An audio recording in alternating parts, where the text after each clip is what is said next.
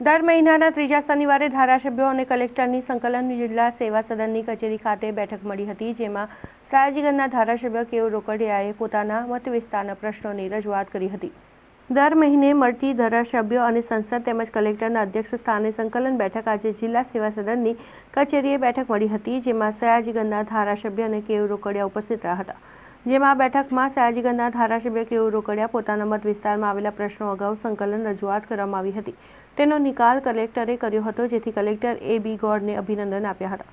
સાથે જ લોકોને સરકાર એલોમેન્ટ કરે અને અશાંત ધારા પરમિશનમાંથી મુક્તિ મળે એવા 1500 લોકોને મુક્તિ મળી છે, તેમજ 45 લોકોને કોવિડની સબસિડી હતી તેમને ફાળવવામાં આવી હતી, તેથી કલેક્ટર અભિનંદનને પાઠવ્યા હતા। સાથે જ આવક દાખલાનો કેમ્પ કરવામાં આવે અને ગોરવા વિસ્તારમાં જનસેવા કેન્દ્ર શરૂ કરવામાં આવે, તેમજ ઉંડેરા કરોડિયા વિસ્તારમાં કેટલાક બિલોની રકમ બાકી છે તેમાં કાર્યવાહી કરવામાં આવે। ફતેગંજ વિસ્તારમાં અશાંત ધારાનો નિયમ તોડીને મિલકત વેચીને છે તે બાબતને ધ્યાને આવે તે બાબતે કલેક્ટરનું ધ્યાન પણ દોર્યું છે। એજ્યુકેશન બાબતે તેમજ વિશ્વામિત્રી તેમજ ઢાઢર નદીનો પટ મળે છે તે ભાગ પહોળો કરવામાં આવે તેવી માંગ કરી છે। આજ દિન સુધી કેટલાક કામોનું ત્યાં પેમેન્ટ કરવામાં આવ્યું નથી, તો એની ચકાસણી કરીને યોગ્ય પેમેન્ટ થાય, યોગ્ય ચકાસણી કરીને પેમેન્ટ કરવામાં આવે એવી રજૂઆત કરવામાં આવી છે।